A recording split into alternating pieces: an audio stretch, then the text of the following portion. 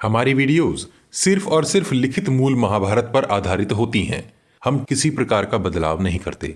इस भाग में आप विस्तार से जानेंगे कि 14वें दिन के इस रात्रि युद्ध में किस प्रकार कर्ण द्वारा धृष्टद्युम्न एवं अन्य पांचालों की पराजय हुई, युधिष्ठिर को किस प्रकार घबराहट ने घेर लिया तथा श्री कृष्ण और अर्जुन ने घटोत्कच को प्रोत्साहन देकर कर्ण के साथ युद्ध करने के लिए किस प्रकार भेजा।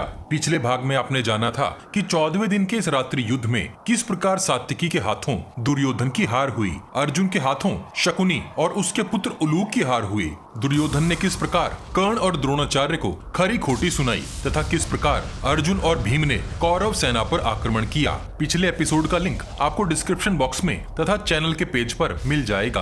अब आगे द्रोण पर्व अध्याय 173। संजय बोले, हे राजन, शत्रु वीरों का संहार करने वाले कर्ण ने वहां धृष्टद्युम्न को भी उपस्थित देख उसकी छाती में 10 मर्मभेदी बाण मारे। तब धृष्टद्युम्न ने भी उत्साह में भरकर 10 बाणों द्वारा तुरंत ही कर्ण को घायल करके अपना बदला चुकाया और कहा, खड़ा रहे खड़ा रहे। हे राजन, वे दोनों विशाल रथ पर आरूढ़ हो एक दूसरे को अपने बाणों द्वारा आच्छादित करके बारंबार धनुष को पूर्ण रूप से खींचकर छोड़े गए बाणों द्वारा एक दूसरे पर आघात प्रत्याघात करने लगे। इसी बीच कर्ण ने अपने बाणों द्वारा वीर धृष्टद्युम्न के सारथी और उसके चारों अश्वों को घायल कर दिया। इतना ही नहीं, कर्ण ने अपने तीखे बाणों से धृष्टद्युम्न के श्रेष्ठ धनुष को भी काट दिया और एक भल्ल मारकर उसके सारथी को भी रथ की बैठक से नीचे गिरा दिया। तब रथहीन हुए धृष्टद्युम्न ने एक भयंकर परिघ उठाकर उसके द्वारा कर्ण के अश्वों को खंड खंड कर डाला। उस समय कर्ण ने अनेकों अनेक बाणों द्वारा धृष्टद्युम्न को शत विक्षत कर दिया। तब धृष्टद्युम्न युधिष्ठिर की सेना में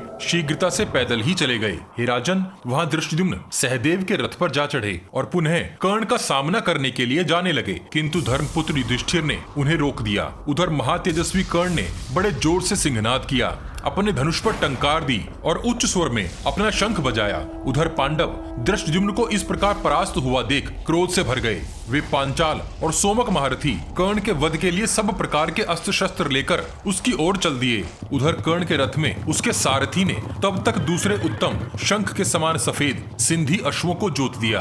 आगे बढ़ने से पहले हम आपसे कुछ कहना चाहते हैं। हम किसी से कोई अनुदान नहीं लेते। हमारी ताकत आप सभी लोग हैं, किंतु यह भी सच है कि बिना आर्थिक मदद के इस प्रकार के विशाल प्रोजेक्ट को आगे बढ़ाना अत्यंत कठिन है। अगर आप इस उत्तम कार्य में सहयोगी बनना चाहते हैं तो कृपया वीडियो के नीचे ज्वाइन बटन पर क्लिक करके आप यथासंभव हमारी कुछ आर्थिक मदद कर सकते हैं। कृपया वही लोग मदद करें जो सक्षम हैं। अपने मन में प्रेम और समाज में सौहार्द बनाए रखिए। आगे बढ़ते हैं। हे राजन, जैसे मेघ किसी पर्वत पर जल की धारा गिराता है, उसी प्रकार कर्ण प्रयत्न पूर्वक बाणों की वर्षा करते उन पांचाल महारथियों को पीड़ा देने लगा।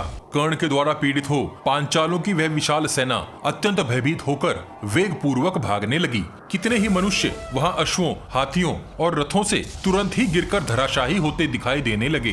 कर्ण ने अपने शूरप्रों द्वारा उन भागते हुए योद्धाओं की दोनों भुजाओं तथा कुंडल मंडित मस्तकों को भी काट डाला। वे भागते हुए योद्धा डर के कारण अपने कटे हुए अंगों को भी जान नहीं पाते थे। उस रणभूमि में सुध बुध खोकर भागते हुए वे योद्धा अपने किसी योद्धा को ही कर्ण समझ लेते और उससे डरकर भागने लगते थे। भयभीत होकर भागते हुए उन सैनिकों के पीछे बाणों की वर्षा करता हुआ कर्ण बड़े वेग से धावा करता था। महामनस्वी कर्ण के द्वारा काल के गाल में भेजे हुए वे पांचाल सैनिक एक दूसरे की ओर देखते हुए कहीं भी ठहर न सके। उस समय राजा युधिष्ठिर ने अपनी सेना को भागती देख स्वयं भी युद्ध भूमि से हट जाने का विचार करके अर्जुन से इस प्रकार कहा, हे पार्थ, उस महाधनुर्धर कर्ण को देखो। वह हाथ में धनुष लिए खड़ा है और इस भयंकर आधी रात के समय सूर्य के समान तप रहा है। हे अर्जुन, कर्ण के बाणों से घायल होकर अनाथ के समान चीखते चिल्लाते हुए तुम्हारे सहायक बंधुओं का यह आर्तनाद निरंतर सुनाई दे रहा है। कर्ण कब बाणों को धनुष पर रखता है, कब उन्हें छोड़ता है, इसमें मुझे तनिक भी अंतर दिखाई नहीं देता। ऐसा जान पड़ता है कि वह निश्चित ही हमारी सारी सेना का संहार कर डालेगा। हे धनंजय, अब यहाँ कर्ण के वध के संबंध में तुम्हें जो समयोचित कर्तव्य दिखाई देता हो तुम उसे करो।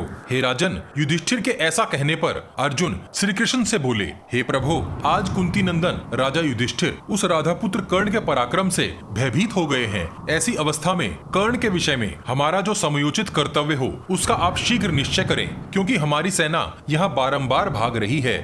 हे मधुसूदन, द्रोणाचार्य के बाणों से घायल और कर्ण से भयभीत होकर भागते हुए हमारे सैनिक कहीं भी ठहर नहीं पा रहे हैं। मैं देख रहा हूँ कि कर्ण निर्भय होकर विचर रहा है और हमारे भागते हुए श्रेष्ठ रथियों पर भी पीछे से तीखे बाणों की वर्षा कर रहा है। हे वृष्णि सिंह, जैसे सर्प किसी के चरणों का स्पर्श नहीं सह सकता, उसी प्रकार मैं युद्ध के मुहाने पर अपनी आंखों के सामने कर्ण का इस प्रकार विचरना नहीं सह सकता। हे मधुसूदन, अतः आप शीघ्र वहीं चलिए जहां कर्ण खड़ा है। आज या तो मैं इसे मार डालूंगा या यह मुझे।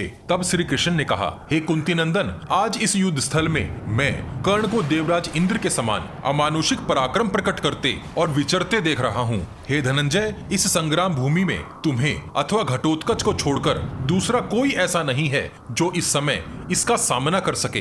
हे महाबाहु अर्जुन, इस समय रण क्षेत्र में कर्ण के साथ तुम्हारा युद्ध करना मैं उचित नहीं समझता, क्योंकि उसके पास इंद्र की दी हुई शक्ति है जो एक प्रज्वलित उल्का के समान प्रकाशित होती है। हे महाबाहो, कर्ण ने युद्ध स्थल में तुम्हारे ऊपर प्रयोग करने के लिए ही इस शक्ति को सुरक्षित रखा है। वह शक्ति बड़ा भयंकर रूप धारण करती है।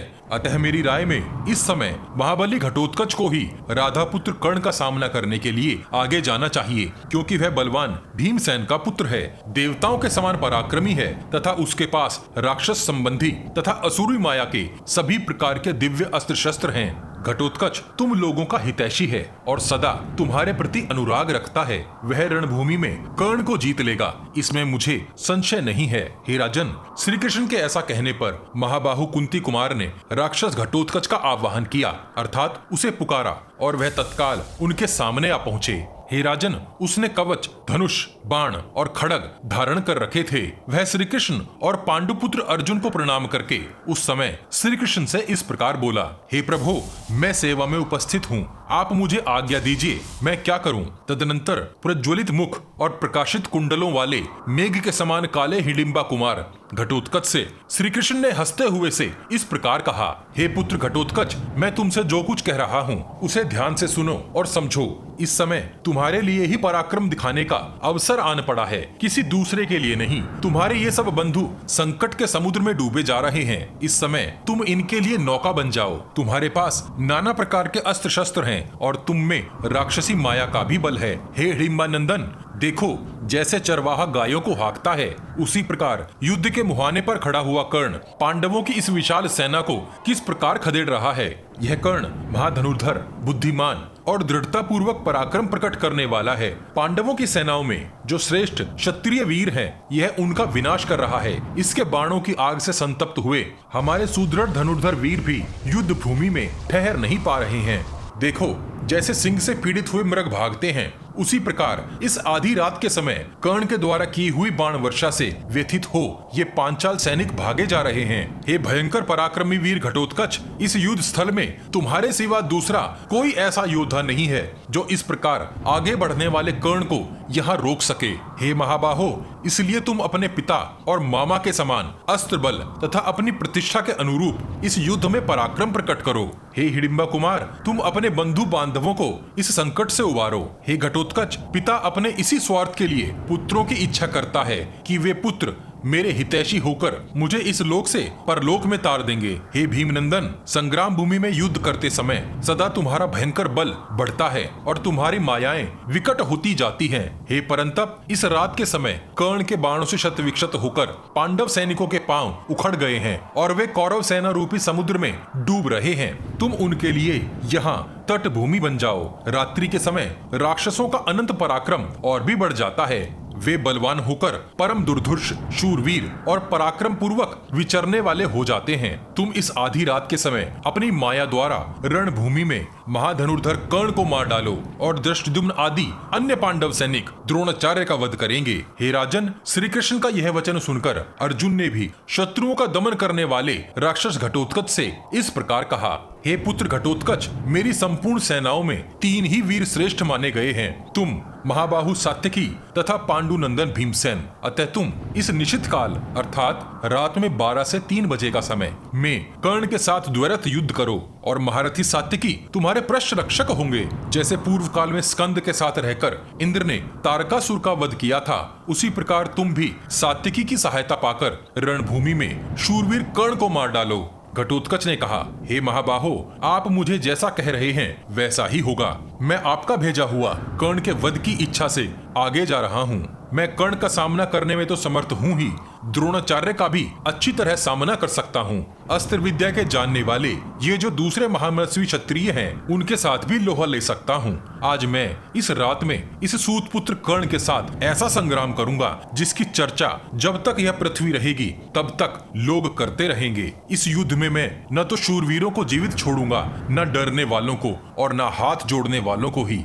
इस समय राक्षस धर्म का आश्रय लेकर मैं इन सब का संहार कर डालूंगा। संजय बोले, हे राजन, श्रेष्ठ वीरों का संहार करने वाला महाबाहु हिडिंबा कुमार घटोत्कच ऐसा कहकर उस भयंकर युद्ध में आपकी सेना को भयभीत करता हुआ कर्ण का सामना करने के लिए बढ़ चला। क्रोध में भरे हुए उस प्रज्वलित मुख और चमकीले केशों वाले राक्षस को आते हुए देख पुरुष सिंह कर्ण ने हंसते हुए उसे अपने प्रतिद्वंदी के रूप में ग्रहण किया। हे राजन, संग्राम भूमि में गर्जना करते हुए कर्ण और घटोत्कच दोनों में इंद्र और प्रहलाद के समान युद्ध होने लगा।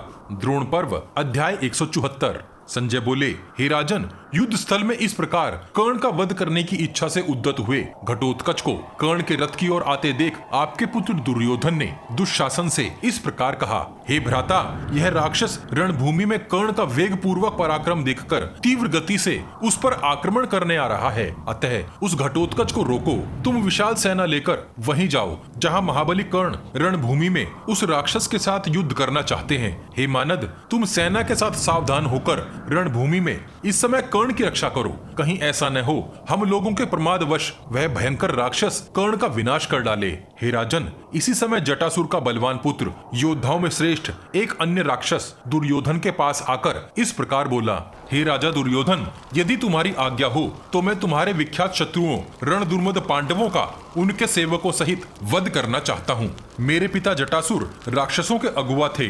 उन्हें पूर्व काल में इन नीच कुंती कुमारों ने राक्षस विनाशक कर्म करके मार गिराया था। हे राजेंद्र, मैं शत्रुओं के रक्त और मांस द्वारा पिता की पूजा करके उनके वध का बदला लेना चाहता हूँ। आप इसके लिए मुझे आज्ञा दें। तब राजा दुर्योधन ने अत्यंत प्रसन्न होकर बारंबार उससे कहा, हे वीरवर, द्रोणाचार्य और कर्ण आदि के साथ मिलकर मैं स्वयं ही तुम्हारे शत्रुओं का वध करने में समर्थ हूँ। तुम मेरी आज्ञा से घटोत्कच के पास जाओ और युद्ध में उसे मार डालो। वह क्रूर कर्मा मनुष्य और राक्षस दोनों के अंश से उत्पन्न हुआ है। हाथियों, अश्वों तथा रथों का विनाश करने वाला आकाशचारी राक्षस घटोत्कच सदा पांडवों के हित में तत्पर रहता है। जाओ, तुम युद्ध में उसे मारकर यमलोक भेज दो। हे राजन, जटासुर के उस पुत्र का नाम अलम्बुश था। ध्यान रहे, महाभारत में अलम्बुश नाम के अन्य राक्षसों का भी उल्लेख मिलता है। उस विशालकाय राक्षस ने दुर्योधन से तथास्तु कहकर भीमसेन पुत्र घटोत्कच को ललकारा और उसके ऊपर नाना प्रकार के अस्त्र शस्त्रों की वर्षा आरंभ कर दी। जैसे आंधी बादलों को छिन्न भिन्न कर देती है, उसी प्रकार अकेले हिडिंबा कुमार घटोत्कच ने अलम्बुश, कर्ण तथा उस समय वहां उपस्थित कौरव सेना को भी मथ डाला। राक्षस अलम्बुश ने घटोत्कच का मायाबल देखकर उसके ऊपर तुरंत ही नाना प्रकार के बाण समूहों की वर्षा प्रारंभ कर दी और अपने बाण समूहों से पांडव सेना को खदेड़ना आरंभ कर दिया। हे राजन, उसके खदेड़े हुए पांडव सैनिक हवा के उड़ाए हुए बादलों के समान उस निश्चित काल में चारों ओर बिखर गए। हे राजन, इसी प्रकार घटोत्कच के बाणों से छिन्न भिन्न हुई आपकी सेना भी अपनी मशाले फेंककर आधी रात के समय सब ओर भाग निकली। तब क्रोध में भरे हुए अलम्बुश ने घटोत्कच को 10 बाणों से घायल कर दिया, मानो महावत ने महान गजराज को अंकुशों से मार दिया हो। यह देख अत्यंत भयंकर गर्जना करते हुए घटोत्कच ने अलम्बुश के सारथी, अश्वों और संपूर्ण अस्त्र शस्त्रों को तिल तिल करके काट डाला।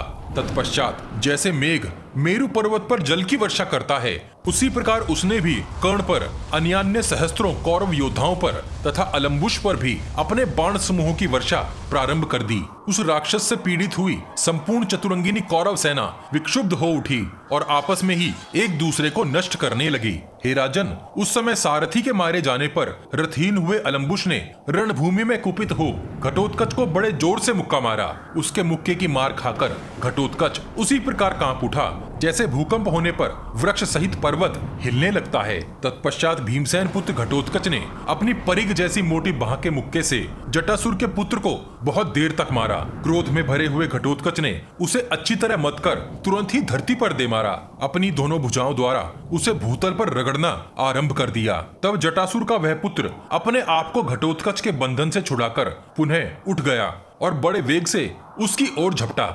अलम्बुश ने भी झपटा देकर रणभूमि में घटोत्कच को उठाकर पटक दिया और रोषपूर्वक वह भी उसे पृथ्वी पर रगड़ने लगा।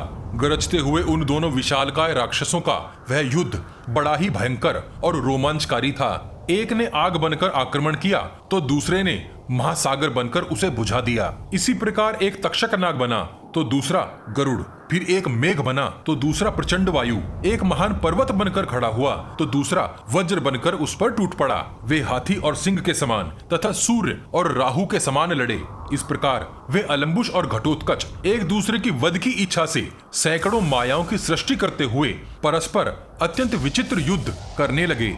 वे दोनों निशाचर परिग, गदा, प्रास, पट्टीश, मूसल तथा पर्वत शिखरों से एक दूसरे पर चोट करने लगे। हे राजन, तदनंतर घटोत्कच अलम्बुश के वध की इच्छा से अत्यंत कुपित होकर ऊपर उछला और जैसे बाज झपटता है उसी प्रकार उसके ऊपर टूट पड़ा। विशालकाय अलम्बुश को दोनों हाथों से पकड़कर घटोत्कच ने युद्ध स्थल में उसे उठाकर धरती पर दे मारा, मानो भगवान विष्णु ने मयासुर को पछाड़ दिया हो। हे राजन, तब अमित पराक्रमी घटोत्कच ने बड़ी अद्भुत दिखाई देने वाली अपनी तलवार उठाकर समरांगण में भयंकर गर्जना करते और उछल कूद मचाते हुए अलम्बुश के भयंकर एवं विकराल मस्तक को उसकी काया से काटकर अलग कर दिया। खून से भीगे हुए उस मस्तक के केश पकड़कर महाबाहु राक्षस घटोत्कच दुर्योधन के रथ की ओर चल दिया और पास जाकर मुस्कुराते हुए उसने विकराल मुख एवं केश वाले उस सर को उसके रथ की ओर फेंककर वर्षा काल के मेघ की भांति भयंकर गर्जना की। हे राजन, तत्पश्चात घटोत्कच दुर्योधन से इस प्रकार बोला, यह लो तेरा सहायक बंधु, मैंने इसे मार डाला है। तूने देख लिया ना इसका पराक्रम। अब तू कर्ण की तथा अपनी भी ऐसी ही अवस्था देखेगा। जो अपने धर्म, अर्थ और काम तीनों की इच्छा रखता है उसे राजा, ब्राह्मण और स्त्री से खाली हाथ नहीं मिलना चाहिए। इसलिए तेरे मित्र का यह मस्तक मैं तेरे लिए भेंट के तौर पर लाया हूँ। तू तब तक यहाँ प्रसन्नता पूर्वक खड़ा है जब तक कि मैं कर्ण का वध नहीं कर लेता। हे राजन, ऐसा कहकर क्रोध में भरा हुआ घटोत्कच तीखे बाण समूहों की वर्षा करता हुआ युद्ध के मुहाने पर कर्ण के पास चला गया। हे राजन, तदनंतर रणभूमि में सबको विस्मय में डालने वाला मनुष्य और राक्षस का वह घोर एवं भयानक युद्ध आरंभ हो गया। द्रोण पर्व का 174वां अध्याय यही समाप्त होता है। अगले भाग में जानेंगे कि घटोत्कच और कर्ण का उस मध्य रात्रि में किस प्रकार भीषण युद्ध हुआ। इस विशाल ग्रंथ महाभारत को शीघ्रता से समेटने के लिए हम ग्राफिक्स के साथ पॉडकास्ट का सहारा भी ले रहे हैं ताकि आप तक कुछ जल्दी से महाभारत का सही रूप पहुंचाया जा सके। आपको हमारा प्रयास कैसा लग रहा है, कृपया कमेंट बॉक्स में कमेंट करके हमें जरूर बताइए। पिछले सभी भाग आपको हमारे चैनल के पेज पर और इस वीडियो के डिस्क्रिप्शन बॉक्स में भी मिल जाएंगे। हम हर सीरीज की एक प्लेलिस्ट भी बनाते हैं। उम्मीद है आप हमारी वीडियोस अपने उन दोस्तों को शेयर जरूर करते होंगे जो महाभारत का सही रूप समझना और जानना चाहते हैं। आपके हर शेयर से हमारा मनोबल बढ़ता है। अपने प्रियजनों तक यह ज्ञान पहुंचाने के लिए वॉच गॉड चैनल को सब्सक्राइब और शेयर करना मत भूलिए। सब्सक्राइब बटन के बगल में बनी छोटी सी घंटी भी बजा दीजिए। जय श्री कृष्ण, हर हर महादेव।